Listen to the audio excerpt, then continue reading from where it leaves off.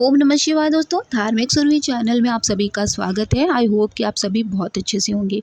इस वीडियो में आज हम आपके साथ शेयर करने वाले हैं अनंत चतुर्दशी पर सुनने जाने वाली व्रत कथा। शास्त्रों के अनुसार प्राचीन काल में सुमंत नाम का एक बहुत तपस्वी ब्राह्मण हुआ करता था। उसकी पत्नी थी और उसका नाम दीक्षा था। उन दोनों की एक बेटी भी थी जिसका नाम था सुशीला और वो काफ़ी पूजा पाठ में बिलीव करती थी।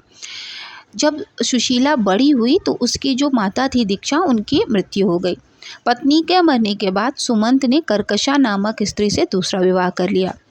उनकी बेटी जो सुशीला थी उसका विवाह ब्राह्मण ने सुमंत नाम के कौंडिन्य ऋषि के साथ कर दिया। विदाई में कुछ देने के बाद पर कर्कशा ने दामाद को कुछ ईंटें और पत्थरों के टुकड़े बांधकर दे दिए। कौंडिन्य ऋषि दुखी हो अपनी पत्नी को लेकर अपने आश्रम की ओर चल दिए, परंतु रास्ते में ही रात हो गई। वे नदी तट पर संध्या के लिए रुक गए। सुशीला ने देखा वहां पर बहुत सारी स्त्रियां सुंदर वस्त्र धारण कर किसी देवता की पूजा कर रही थी। सुशीला के पूछने पर उन्होंने उस विधि पूर्वक अनंत व्रत की महत्ता बताई। सुशीला ने वहीं उस व्रत का अनुष्ठान किया और 14 गांठों वाला डोरा हाथ में बांधकर अपने पति ऋषि कौंडिन्य के पास लेकर वो आई। कौंडिन्य ने सुशीला से डोरे के बारे में पूछा तो उसने सारी बात बता दी। उन्होंने डोरे को तोड़कर अग्नि में डाल दिया। उनके पति ने इससे भगवान अनंत जी का अपमान हुआ। परिणाम स्वरूप ऋषि कौंडिन्य दुखी रहने लगे। उनकी सारी संपत्ति नष्ट हो गई। इस दरिद्रता का उन्होंने अपनी पत्नी से कारण पूछा तो सुशीला ने बताया कि जब से आपने वो डोरा जलाया है तभी से हम दुख झेल रहे हैं। पश्चाताप करते हुए ऋषि कौंडिन्य अनंत डोरे की प्राप्ति के लिए वन में चले गए। वन में कई दिनों तक भटकते भटकते निराश होकर एक दिन भूमि पर गिर पड़े। तब अनंत भगवान प्रकट होकर बोले, हे कौंडिन्य, तुमने मेरा तिरस्कार किया था, उसी से तुम्हें इतना कष्ट भोगना पड़ रहा है।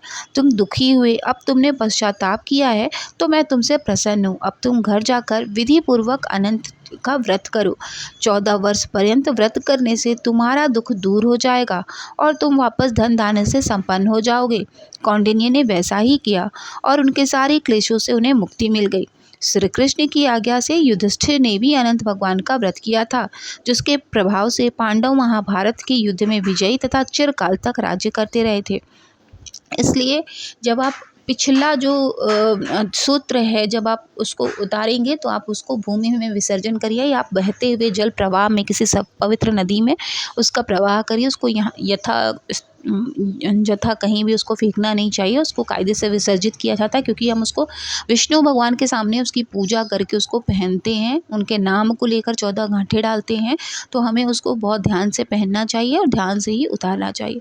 तो आई होप कि आपके लिए ये वीडियो बहुत यूज़फुल रही होगी। वीडियो अगर आपको अच्छी लगी हो तो प्लीज़ चैनल को ज़रूर सब्सक्राइब कर लीजिएगा।